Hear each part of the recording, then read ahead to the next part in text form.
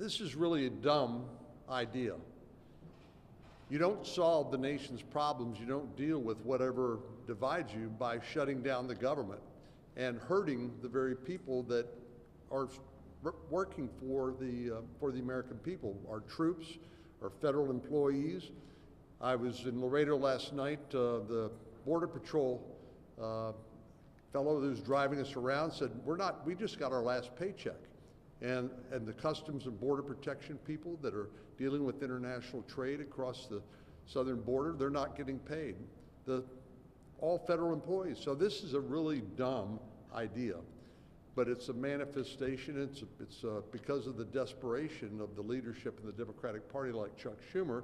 He's afraid that if he makes a simple deal to keep the government open to deal with these issues, that he's going to get defeated in the next election. So my hope is that cooler heads will prevail. Hopefully we'll get some more Democrats join all Republicans and reopen the government. Is anybody talking in Washington right now, the right or the left? Is anybody in meetings?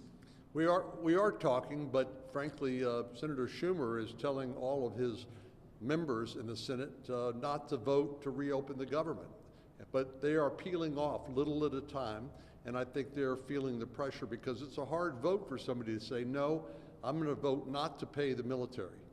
That's crazy, but I'm hopeful that in the coming days that'll change. What do you want to tell the federal workers who are affected? What's the message you want to give them? Well, my message is I'm sorry. I'm sorry that the federal Congress and the Senate is so dysfunctional that we can't do the basic things like keep the lights on and keep paying government employees.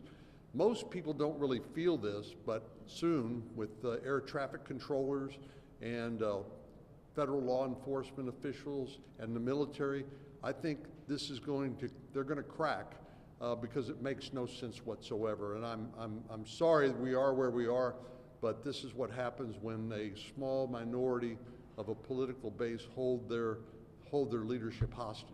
Do you see an end in sight for this shutdown? Yeah, it's got to end.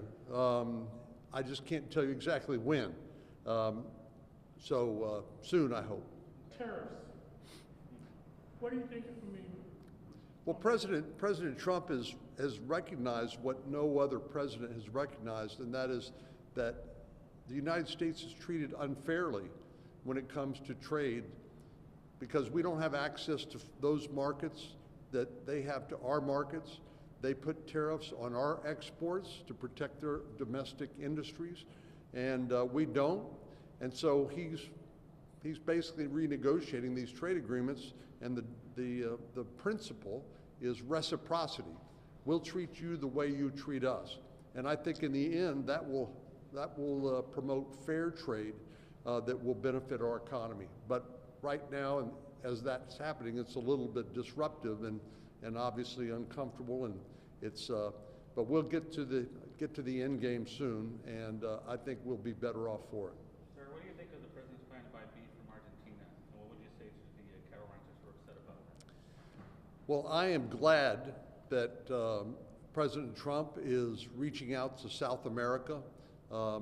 It's important because the Chinese and the Russians have made great inroads there, and we've basically been absent without leave, AWOL. But we should never advantage a foreign country in terms of trade like Argentinian beef coming to the United States over our domestic American energy beef producers. Honestly, the biggest challenge to our beef producers in America today is the screwworm, which is this fly that's now infested the cattle in Mexico and is within 70 miles of our border. And we are working hand in glove with Secretary Rollins at the Agriculture Department to deal with that. But we should never advantage foreign products over our own here at home. You said you were in Laredo last night. Yeah. What were you talking about there? Well, many of the same issues that we're talking about here. Obviously, our relationship with Mexico is important to Texas because of trade that supports millions of jobs, not just in Texas, but across the whole country. And it's no secret that our relationship sometimes gets bumpy. with Mexico, particularly because of illegal drugs and uncontrolled borders. President Trump has gone a long way to secure the border, and that's in much better shape than it's been in a long time. But we still see too many Americans die from the drugs that are coming across the border or from South America. And this president is saying, I'm not going to tolerate that. This can't be normal, and we're going to do something about it, and he is doing something about it. So, but the truth is, our futures are married together between Mexico and the United States because of trade, because of the fact we have a common border, and we have to work through it, and we are. Senator, besides the tariffs, the shutdown, the border, what's the other big issue that affects Texas in your eyes, or even the nation? Well, you know, there've been so many great changes with President Trump in office, just in terms of unleashing American energy, for example, which we know is the foundation of our economy, and it's our strong economy that allows our military to be the best and strongest and most effective in the world, which creates deterrence, which prevents wars. But to me, the incredible thing that President Trump has done, which no other president has been able to do, is bring peace to the Middle East. Now, we'll see how long it lasts, because you're dealing with people who want to eliminate the nation of Israel and who are terrorists sponsored by and supported by Iran, which is the #1 state sponsor of terrorism. But there's obviously a lot going on in the world, but I can tell you that President Trump rarely sleeps. He is the most productive president that I've ever seen, and I don't know if it's the cheeseburgers and the Diet Cokes or good genes that allows him to do that, but he is running rings around most other people up in D.C. What are your thoughts on Wesley Hunt getting on the race? Well, Wesley Hunt can't win, and so I think he's listening to some of the consultants who see dollar signs in their eyes and want to make money off of this, but he can't win the Senate primary. We are working hard toward a March the 3rd primary date, and I'm optimistic about our chances.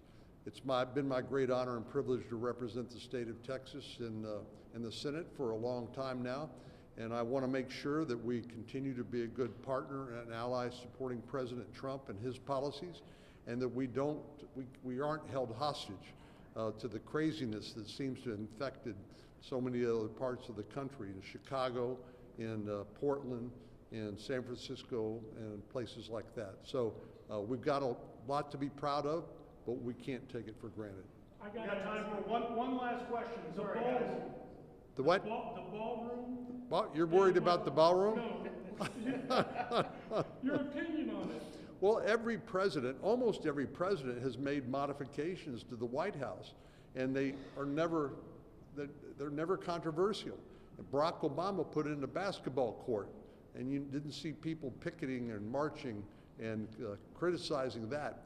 So I have every confidence. The President of the United States happens to be a real estate developer, and he's built things. He knows how to do that. He knows how to make nice things and build nice things, and I'm confident that this ballroom will be a great addition to the White House, and will benefit not only his administration, but presidents thereafter.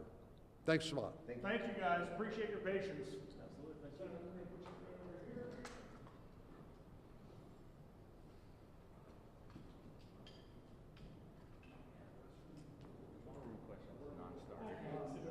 It's like, Well, I mean, that's the question they wanted you to ask too, they right? sent that to me and I looked at the video. Well, there you go. He did it for you. He grabbed my phone on the He's floor. gonna say exactly what I knew he was gonna say, which is what you Okay. got him to say. Well, thanks for everything. Hey, no, I thank you guys. appreciate it. I'm I really mean, sorry for I know the the- confusion on the front end on our part. And That's how it just works. really appreciate you guys' patience and willing to wait with us here. Take some sodas as you leave. Pellegrino Oh, as well, I think please. we did. We were looking at the silverware. We said, Well, we haven't left yet.